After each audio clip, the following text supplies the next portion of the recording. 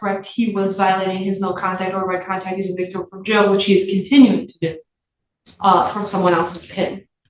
I know this through her listed number, and she identifies them by name. This catches counsel by surprise, Your Honor. I'm sure it does.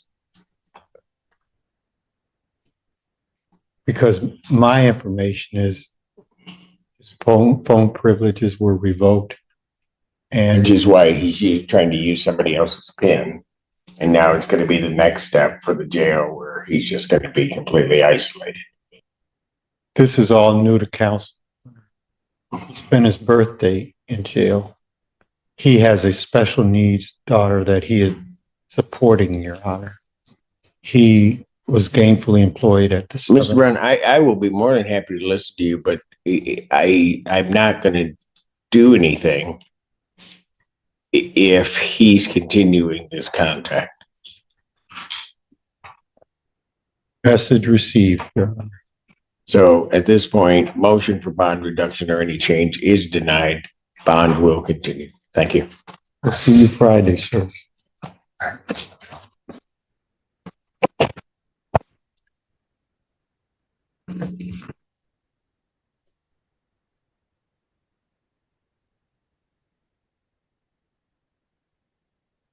It's okay. It's okay. That's affectionate what we call around here. You got Zended. Court does call the case. Well, wait. Yes. You're a noun. She doesn't have anything to say. She's probably not leaving her kids at home unless you need something at the county. Yeah, she's here, but I don't. Yeah. Court does call the case of the people versus VJ Dandamuti. Alexander, on behalf of the people, Your Honor. And good afternoon, Your Honor. Attorney Matt Hauser here on behalf of Mr. Dan Damoudi. Your name, sir? DJ Dandamuti, Your Honor. All right. Teresa Twitter on behalf of probation. Your Honor, Mr. Dandamuti is before the court for a violation of probation hearing. This hearing has been adjourned out, given that Mr. Dandamuti had pending cases at the Supreme Court. It's my understanding that Mr. Dandamuti pledged in the case where he was continuing to send messages to the victim that's in this case, and he was charged with aggravated stalking. He's scheduled for sentencing in that matter on March 11th, 2026. I do know that he had the other case where it was a deferred. The information I have, Your Honor, when I provided the reports to the court is that he was sentenced to 6 months jail on that case. However, On the circuit court matter? on the first one. The first one, okay. Okay. However, I have since learned that there is more to that. And the prosecutor can update the court as to that. And Your Honor, in his so Mr. Dandamuti was sentenced on the deferred case, and there was a recommendation for the 6 months. However, I believe, and I might be summarizing, we came to the conclusion that Mr. Dandamuti will be continuing with probation on that case, and then will be able to be released to mental health inpatient treatment once a bed is available. He then, in the new case, pled, and if I could put that on the record just so the court is aware of what that was, he pled no contest as charged in that case with an agreement to no upfront jail. There was also an agreement for the following terms to be included in his probation. He will do a 5-year term with no further discharge. He's to be released to inpatient mental health treatment with a tether. Once inpatient is completed, he's then to be placed on home confinement at his parents' residence. He's not to use the internet except for documented medical visits. He's to continue with all mental health treatment as recommended by his professionals and to be involved with CMH. He is not to object to an extension of the PPO, and he's to follow all other terms of probation. So there is a plan in place, and I believe through that plan, in his deferred case agreement, that he would be able to be released once a bed is available with a tether to inpatient mental health treatment, which Mr. Hauser has provided documentation as to where that would be, and I believe it's out of state. Mr. Hauser. I guess all that is accurate with one correction. The inpatient Pasadena Villa would be in state, There is an appointment at the Mayo Clinic on February 16th over in Minnesota. That's the only part that is out of state. Beyond that, as relates to the two cases pending before the circuit court, that is a fair and accurate statement. It's also my understanding from Pasadena Villa that a bed is now available.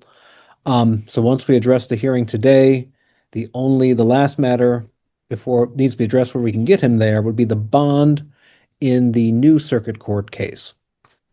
As that remains at 50,000 cash or surety is my understanding. In that case, Your Honor, he is scheduled for sentencing on March 11th. That is correct. Okay. So I guess what I'm concerned about is how's he going to, because he has about 160 days left on my sentence. Yes, Your Honor. And probation did recommend to the court, given that Mr. Moody continued to have contact with the same victim, he's been charged and now convicted of 2 felony convictions of aggravated stalking involving this same victim. The recommendation for the probation case here is that I'm asking that the court revoke his probation. Probation is also recommending a jail sentence of 365 days in jail with credit for 204 days served, that he served the balance, waiving all remaining terms and discharging him from probation without improvement. I do know that counsel did send to the court to consider allowing release to the mental health facility. I did provide that documentation to the court to review.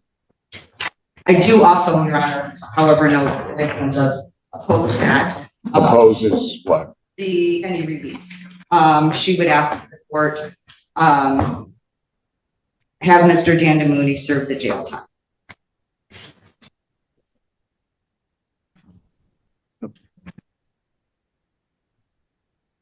And if I may, Your Honor. Right. Yes, go ahead. Thank you. Yes. So, and then the request from the defense would be is if the court was so inclined to revoke probation and terminate the probation order from this court, that the sentence be credit time served for, I believe, the 204 days, because then that would allow the matter to be handled through the circuit court or orders in the 2 cases pending up there, and would allow Mr. Mooney to get to the inpatient facility a little bit faster. Thank you. Just so that, Ms. Valero, so that I'm understanding, and I realize she's available, and I'm not asking that she necessarily speak to the court, but the victim in this case really opposes, in some respects, what the circuit court would be doing also, because it would be release. Correct. And Your Honor, she is aware, I did speak with her, that the request was made that he be allowed to be released to treatment. I do understand Ms. Hodges' position, given that things go well for a period of time and, it is instilled fear in her. So, that the contact has continued not just once, but then again. So I do understand that she is torn with that happening, but her preference would be that he serve the remaining jail time. Well, I don't know.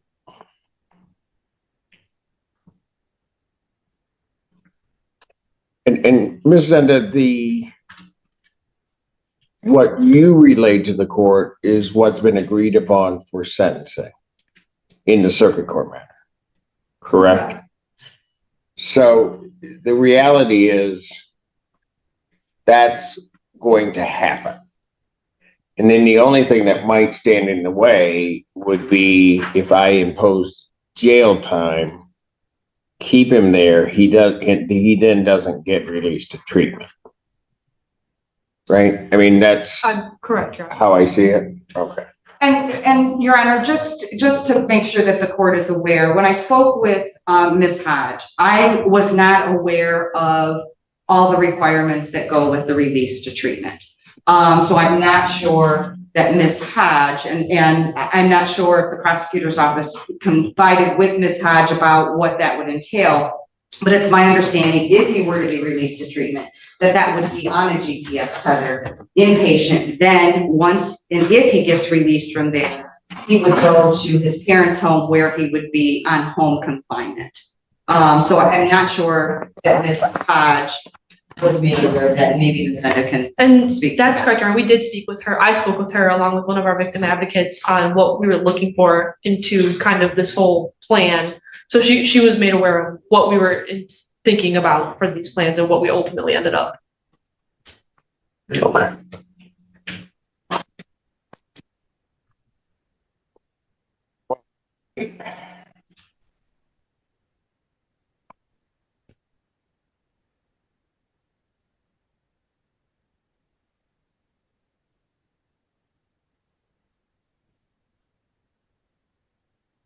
I see it at least from the time of the sentencing, but it was before that in November of 2022. We've been dealing with Ms. Hodge and, well, with Mr. Dan DeMoody and this case. And, you know, it was regrettable to me, certainly, with this last violation. Well, not just regrettable, it was disgusting what had come back to the court. I'm not going to just wash my hands of this. I mean, because frankly, with what Ms. Hodges had to go through, and her families had to go through, I'm just myself not going to wash my hands of it. I'm just not doing it. So what I'm going to do in this case, since he's not going anywhere anyway, I'm going to adjourn. My sentencing is March 11th, or DV right after that would be.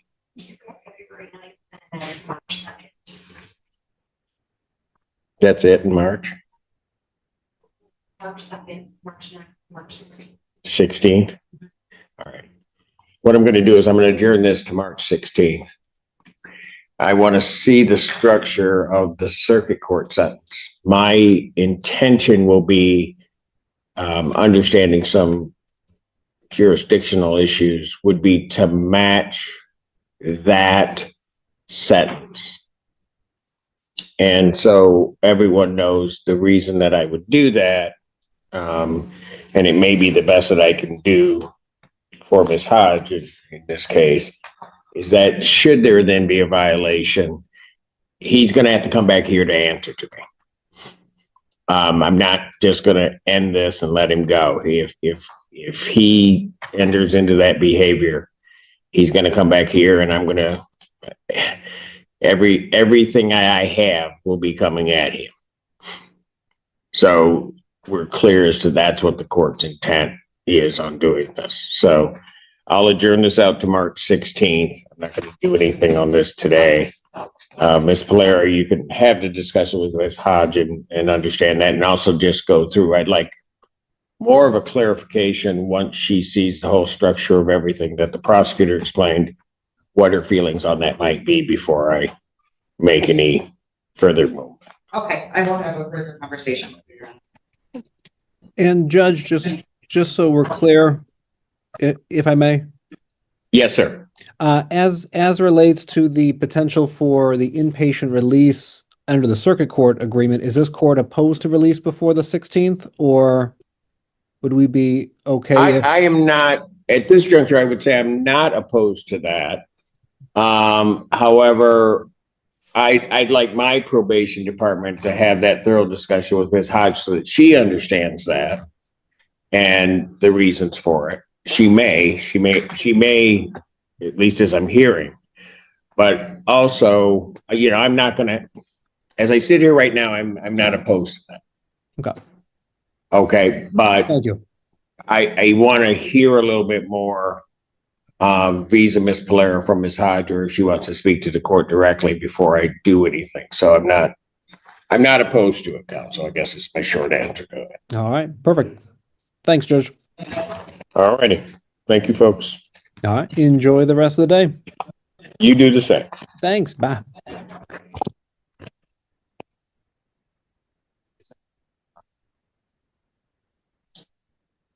This is 1:00. This requires a Spanish interpreter, which I'm waiting at. Oh, that's my 1:00. Mm-hmm. And the Spanish is in custody? Yes, but I don't Spanish interpreter.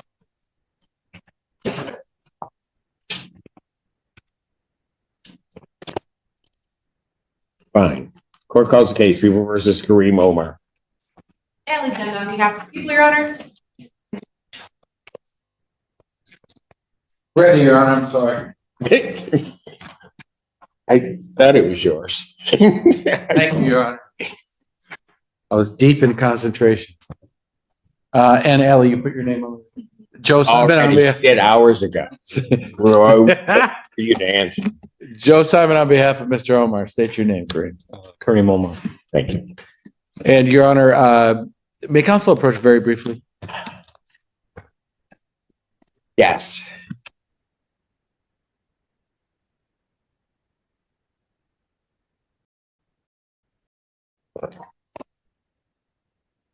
Did this get stamped? No. No, it didn't. Don't worry about it. I got it. Jury final settlement conference will be April what? April 10th, 2026, 9 a.m. Jury selection, if necessary, will be April 13th, 2026 at 8:30. Both of those proceedings are in person. Your Honor, with respect to the other matter at the bench, if that does not get any resolution, my client may be requesting a second civil standby. I don't think Ms. Zenda is going to object to that. If the court. All right, very good. Okay. Thank you. Thank you, Your Honor. Wait for I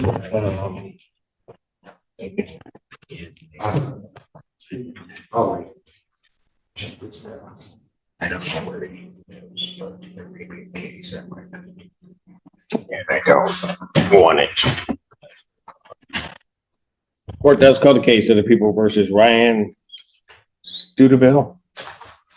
Alexander, on behalf The of courtroom goes silent as Judge Simpson leans forward, done with the excuses. This isn't mercy, it's a final warning. Probation is allowed, but under strict control. One violation, one mistake, and the consequences will be immediate. The judge makes it clear, this is not a free pass. Probation isn't kindness, it's pressure. Follow every rule or come back in cuffs. Alexander, on behalf of the people.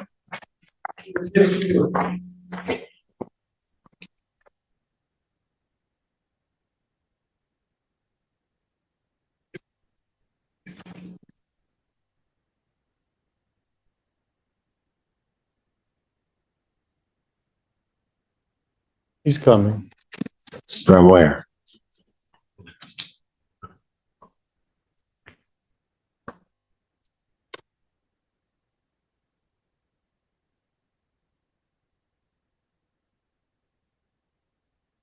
What's your name? I've already called your case. All right, state your name. Ryan Wesley Tudor, Your Honor.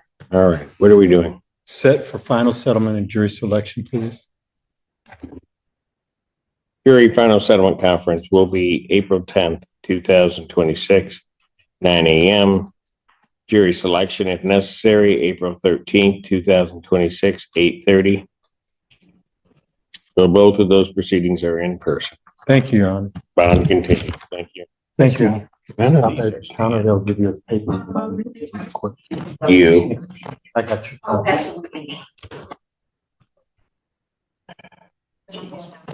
That's okay. It's all right. I'm standing with you. It's Alan that will abandon ship in a minute. Court does call the case. People versus Travis Oliver. What do you? And on behalf of the people. Ron Brown appearing on behalf of Travis Oliver. Your name, sir? Travis Howard. Put your hands out of your pockets. Teresa Claire on behalf of probation. Your Honor, Mr. Oliver is scheduled before the court for a violation of probation hearing. This hearing has been adjourned out from prior, given that Mr. Oliver has that pending felony case. With the most recent thing happening in that, Your Honor, it is now scheduled for a pretrial in July, on July 16, 2026. With that case, there is the alleged use of assault, threatening, intimidating behavior, and an alleged violation of the no contact order. I have not had any response or contact back from the victim in the case. With everything else that this court ordered Mr. Oliver to do, he is compliant, he's reporting, he's making his payments, he's attending the domestic violence program. Given all of that, at this time, probation is asking that the court continue all terms as previously ordered, was setting a review hearing on April 20th, 2026 at